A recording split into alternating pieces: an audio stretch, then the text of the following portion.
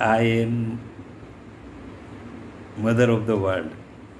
मैं यहाँ विश्व की माँ बन के पूरे संसार के फायदे के लिए जो जवाबदारी दी है भगवान ने हमको, ये डेजिग्नेशन दिया है, हमको ये पद से नवाजा है भगवान ने कि विश्व की माँ बन के ये सेवा करनी है। तो भगवान अपने घर में रोज़ सुबह में अमृत वेले अर्ली इन द मॉर्निंग बुलाते हैं। हमारे जैसे कई स्पिरिचुअल लोगों को भी बुलाते हैं, उसकी आत्मा वहाँ पहुँचती है भगवान के घर में, और अद्भुत अद्भुत सुंदर सुंदर पाठ पढ़ाया जाता है। वो पाठ में से बाद में सारी दुनिया के जीव मात्र के कल्याण के लिए कुछ संदेशा भी भेजते हैं। वो संदेशा हमको सारी दुनिया को पहुंचाना होता है ताकि सारी मानव जात और सारी सब जीव मात्र को उसका फ़ायदा मिले, सुख मिले, आनंद मिले।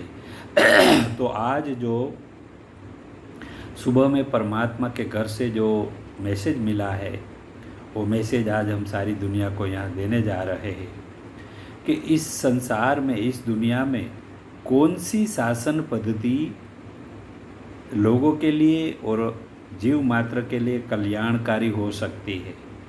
सातों दुनिया में कौन सी ऐसी शासन पद्धति मनुष्य के लिए और जीव मात्र के कल्याण के लिए फ़ायदेमंद हो सकती है, उसके बारे में आज जो मैसेज दिया गया है, जो जवाब दिया गया है, वो आज हम सारी दुनिया को यहाँ बताएंगे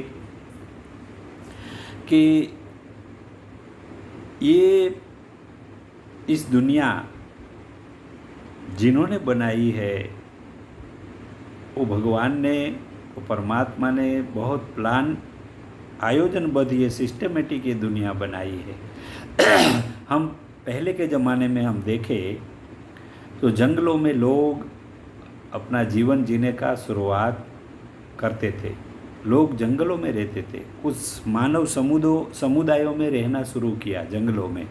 वहाँ जो शारीरिक रूप से जो बलवान थे, वो अपने ग्रुप वाले लोगों पर शासन करते थे, हुक्म करते थे, और वो वहाँ अपनी मनमानी करके लोगों के समुदायों पर शासन करने लगे। तो वो लोग भी अपने ग्रुप में जो लोग थे उसका फ़ायदा लेते थे। उसकी अनपढ़, उसकी अज्ञानता और उसकी शारीरिक स्थिति को देखते हुए, मानसिक स्थिति को देखते हुए ऐसे बलवान लोग जो है वो ऐसे अपने ग्रुप वालों का भी शोषण करते थे, मिसयूज करते थे, फ़ायदा उठाते थे। इसीलिए ये सिस्टम भी भगवान के कानून के अनुसार, भगवान का जो नियम बना है, भगवान का जो कायदा बना है, उसके अनुरूप नहीं थी। इसलिए ये सिस्टम भी लंबे समय तक नहीं चली। बाद में जैसे जैसे मनुष्य का सिविलाइजेशन होता गया, मनुष्य का एक अच्छी तरह से जीना सीख लिया, लोग अच्छी तरह से गाँवों में, कस्बों में रहने लगे, मानव समुदायों में सिविलाइजेशन आने लगा, यानी संस्कृतिता बढ़ने लगी, लोग अच्छी तरह से अच्छे ढंग से रहने लगे। तो ये सिविलाइजेशन जैसे जैसे आगे बढ़ा, तब भी कुछ शारीरिक रूप से मजबूत लोगों ने अपना राज्य बसाया, अपना किंगडम बसाया, और वो राजा बन के वहाँ शासन करने लगे। लेकिन ये राजाशाही भी भगवान के कानून के अनुसार, उसके कायदा कानून के अनुसार नहीं चला रहे थे।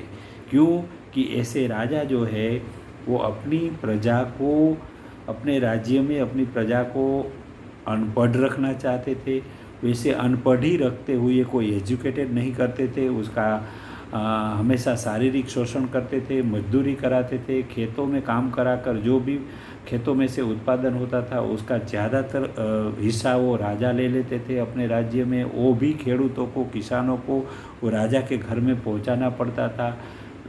सूर्य के ताप में ऐसे किसान दिन भर मेहनत करते रहते थे, लेकिन उसको खाने का और कपड़े का भी अच्छा इंतज़ाम राजा नहीं कर पाते थे, क्योंकि ऐसा राजा जो है अपने परिवार के लिए और नज़दीक के कुछ लोगों के फ़ायदे के लिए, उसके आनंद मनोरंजन के लिए ही ऐसी अपनी प्रजा का फ़ायदा लेते रहे।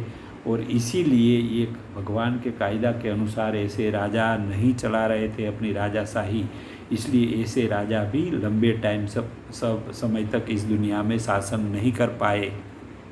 लेकिन आज भी अभी वर्तमान में भी इसे साइंस एंड टेक्नोलॉजी के ज़माने में भी कुछ राजा अपने देशों में राजाशाही चला रहे हैं। वो राजा अपनी प्रजा का एक चाहने वाला, प्यार करने वाला राजा की तरह वो काम जरूर कर रहे हैं। वहाँ अपने राजा के रूप में राज्य चला रहे हैं, लेकिन ये सब राजा भी भगवान के कायदा कानून के अनुसार अपना शासन नहीं चला रहे हैं। इसीलिए एक दिन तो ये सब राजाओं ने यहाँ से अदृश्य होना ही पड़ेगा, इस दुनिया में से उसका राजाशाही का शासन तंत्र बंद करना ही पड़ेगा।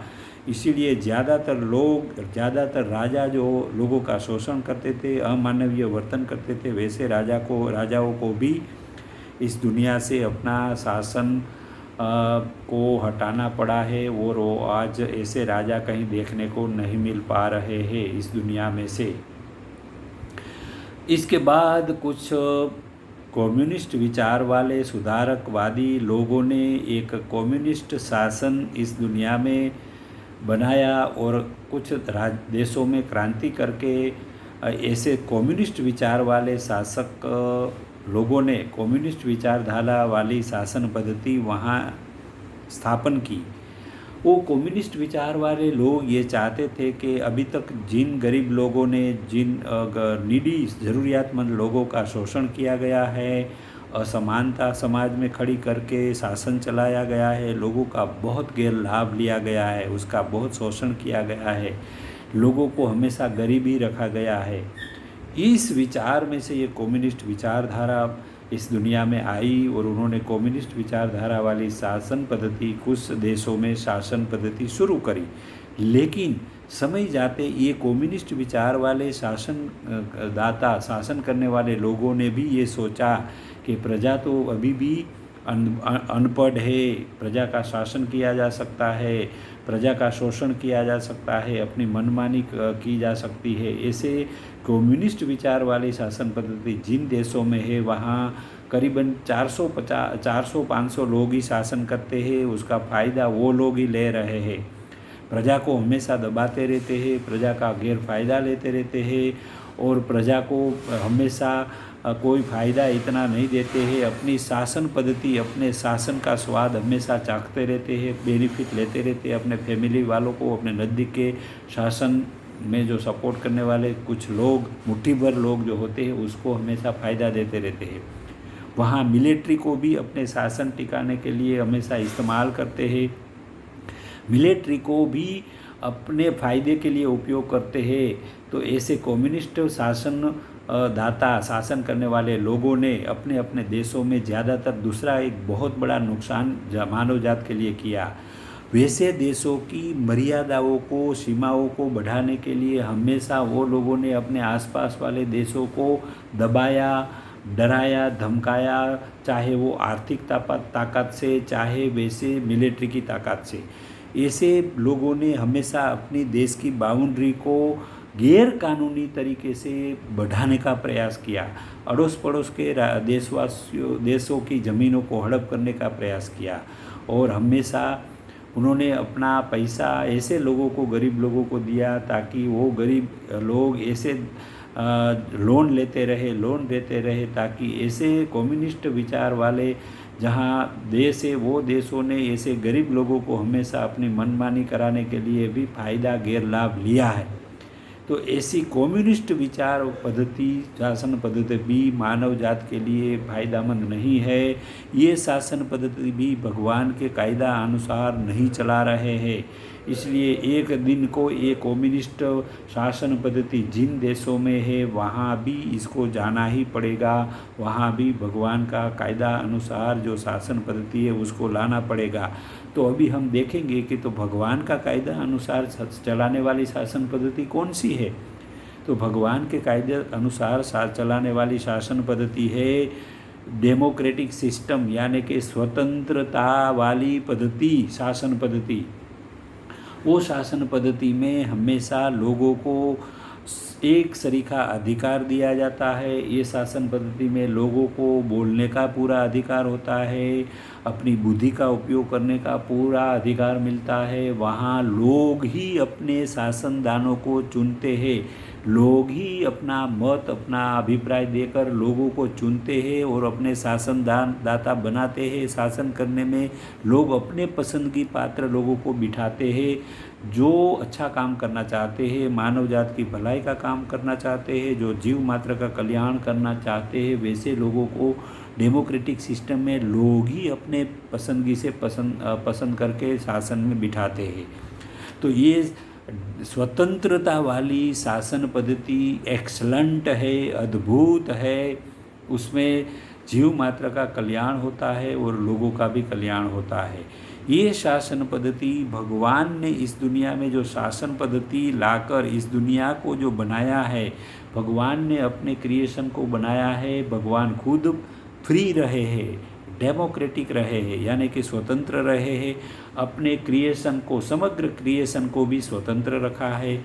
भगवान ने अपने क्रिएशन को सब कुछ दिया, प्रकृति का सर्जन करके सब कुछ दिया। जीव मात्र को सब कुछ देते रहता है भगवान, लेकिन कोई चार्ज नहीं वसूल करता है, फ्री ऑफ कॉस्ट सब कुछ देता रहता है। लेकिन ये भगवान अपने क्रिएशन से ज़रूर अपेक्षा रखता है। भगवान ये कहता है कि मेरी डेमोक्रेटिक सिस्टम ऐसी है, मैं सबको प्यार करता हूँ। तो है मेरे स्वतंत्र देश में रहने वाले स्वतंत्र लोगों को भगवान ये आशा रखता है, अपेक्षा रखता है कि मैं मेरे क्रिएशन को प्यार करता हूँ, ऐसे आपको मेरे क्रिएशन को भी स्वतंत्र सिस्टम में सबको प्यार करना है, सबका ख्याल रखना है और सबको रिगार्ड देना है, सम्मान देना है, सबका स्वीकार करना है और सबको साथ लेके आगे बढ़ाना है।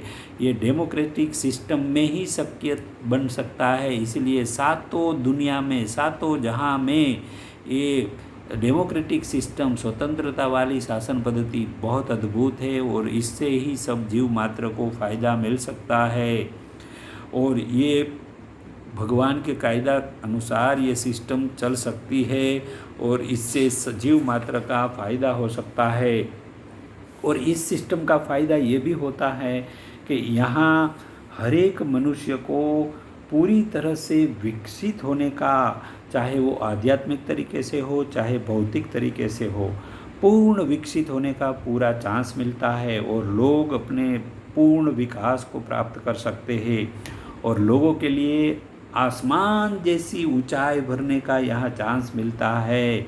लोग अपनी आसमान तक ऊंचाइयों को आध्यात्मिक तरीके से, भौतिक तरीके से पूर्णतः विकसित हो सकते हैं। ये डेमोक्रेटिक सिस्टम में यहाँ कोई उसको बाधा रूप नहीं होते हैं, कोई बैरियर्स के रूप में नहीं होते हैं, कोई अपने विकास में बाधा नहीं डाल सकते हैं, कोई यहाँ किसी का शोषण नहीं कर सकते हैं। और यहाँ समान रूप से सबको रखा जाता है। कोई किसी के आसपास कोई किसी के साथ भेदभाव नहीं कर सकते हैं। तो ये विचारधारा, डेमोक्रेटिक सिस्टम जो है ना, ये विचार अद्भुत है, ये सिस्टम अद्भुत है। ये सब जीव मात्र को फॉलो कराती है और जीव मात्र को फ़ायदा भी देती है। तो यहाँ भगवान के कायदा अनुसार, कायदा कानून के अनुसार लोग चलते हैं। इसीलिए ये सिस्टम जो है वो भगवान को भी मिला देती है, भगवान को लोग मिल सकते हैं। भगवान के पास जो पावर है वो सब पावर भी प्राप्त कर सकते हैं। ये डेमोक्रेटिक सिस्टम के ज़रिए से लोग भगवान तक पहुंच सकते हैं और भगवान के पास जो भी पावर है वो भी पावर प्राप्त कर सकते हैं ये सिस्टम से।